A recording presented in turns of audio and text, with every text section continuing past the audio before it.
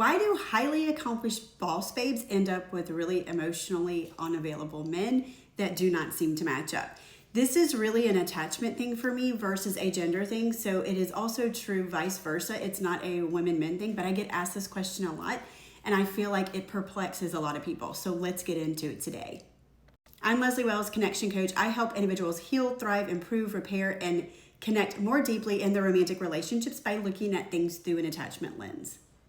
So these men that are emotionally unavailable, that maybe do not seem to have the same level of ambition as some of these women who tend to let their women sort of drive the relationship and carry the emotional, mental, and burden of the relationship. These are typically dynamics where we see it. Again, it's not really a gender thing, but this is what comes up, and I get this question a lot.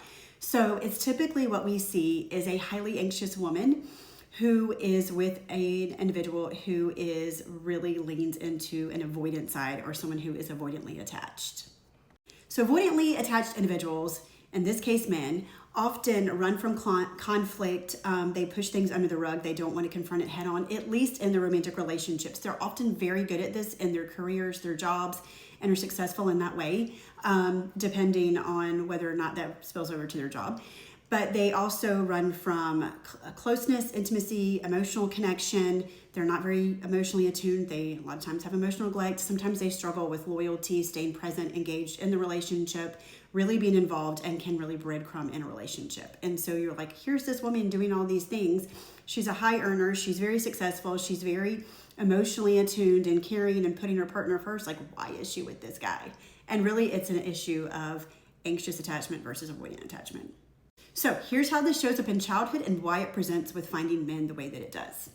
So there are two types of anxiously attached individuals, and for these purposes, women. And so there is the fearful avoidant, who comes from a background more where they are fearing disappointment, being let down, betrayal. And there's also the anxiously attached individual who tends to have a higher needs bucket and really desires closeness, and it can be a little bit clingy in relationships. And if you're unfamiliar with those, go back and watch some of my other TikToks or videos.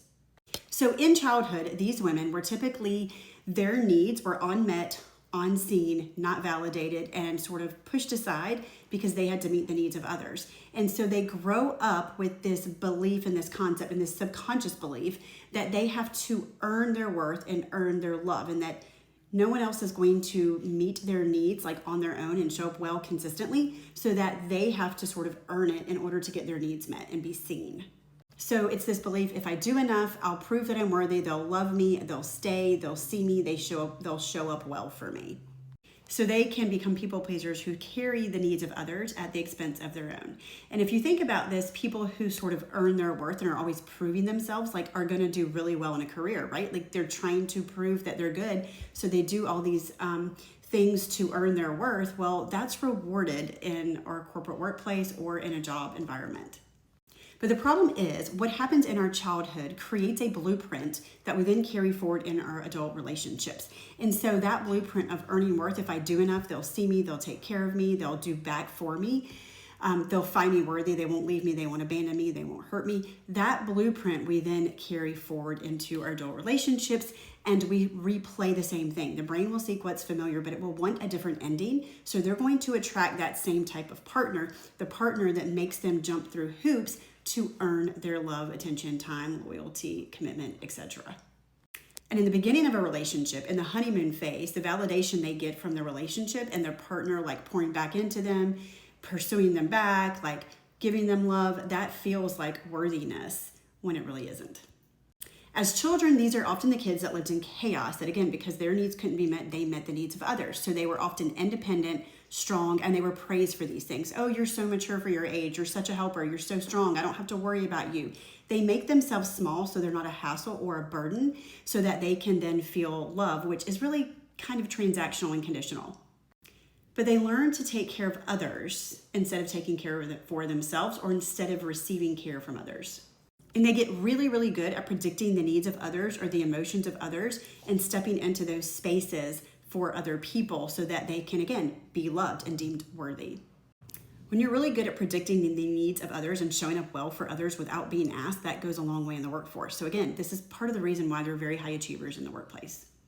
But then in relationships, you're overperforming and you're overfunctioning the relationship. You're meeting everyone else's needs and putting yourself last. And so you're attracting men that do not have the skills to pour into the relationship the same way that you do. And so they're okay allowing you to sort of carry the relationship. And because you're so good at predicting the needs of others, they just allow you to predict their needs and deal with their emotions instead of pouring back into you.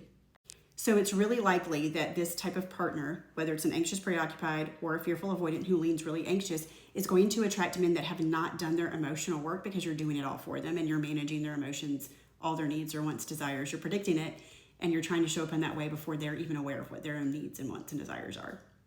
So because they're meeting the needs of others and they're trying to make themselves smaller and earn their value and not be a burden to anyone else, there's also this element of control, especially for our fearful, avoidant, anxiously attached individual who really stays on the anxious end of the spectrum. There's this control. They don't ask for help. They don't want help. They feel like that means that they're a burden on other people, or people are going to be like, you're too much, you're too needy, and then leave them, abandon them, hurt them, betray them. So guess what? They find men that allow them to take control, or either they just naturally take control and the men get defeated and quit and give up.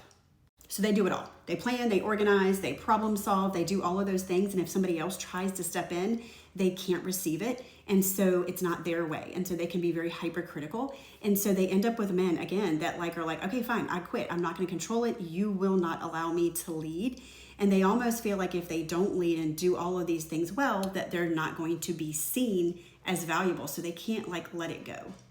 And this can also create a lot of resentment, both in the woman carrying all of these things and the man who's frustrated that he never gets an opportunity to carry it. And even if he doesn't want to carry it or know how, just the fact that it feels like disrespect to a man can also create resentment. But what happens is you find and attract men who step back and allow you to lead, control, and carry all of the things. The other thing is that these women cannot really receive love, and they're just not very good at receiving it when it's unconditional. In childhood, when they did actually get love, there was this guilt that I have to do something to earn it. And so it's almost like you feel like there's strings that have to be attached to it. And if you're just given it freely, you don't feel like you have the value or the worth to actually receive it. So these women very much sort of carry this, I'm competent, I'm capable, I'm equipped, but they have a really hard time having all of those good qualities and still remaining soft and vulnerable and being able to receive love and let people in. So they really struggle with support, and so they attract men that either can't give it, won't give it, or don't care to give it. And because they struggle with vulnerability, again, they really control things because it doesn't feel safe to be vulnerable. There's this illusion that control will equal safety, and they grow up in their childhood not feeling safe. That's another reason they carry everything and control it, because if I'm in charge of it, then someone else can't drop the ball, let me down, hurt me, and therefore I'm safe. So letting go and letting someone take over or receiving love feels like giving up power, and it feels risky.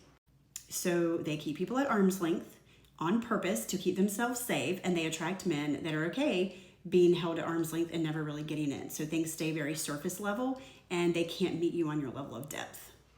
And because you've spent so much time neglecting your own needs, you don't know your own needs, wants, desires, you don't know your needs. And so you typically attract men who are very avoidant, who also do not know their own needs, wants, and desires, because they can't sit in those spaces to even figure out what they are to then voice them and ask for them or to meet yours. If they can't meet their own emotional needs or emotions, they can't really hold space for your feelings and your emotions. So a lot of times, while this is a great thing in the workforce, this high achieving, very independent woman, a lot of times it's a trauma response, and it does not translate well into relationships. You can't show it with vulnerability, transparency. You don't feel safe. You aren't able to receive love and support and have somebody meet your own needs, or even identify and hold space for your own needs. And so it's not just about the partner who seems to be taking advantage or not showing up well. You have to actually fix your insecure attachment style to attract something different and to change the narrative that keeps playing out, that blueprint that you took forward from childhood and you're just playing out again and again and again. If you are someone who is insecurely attached or anxiously attached, this is part of the work that I help you do so that you can earn back some of your power and actually receive love in a good, healthy way. It's not just about getting the right partner, it's about being able to actually receive things from the right partner, which you cannot do if you are not properly healed and securely attached.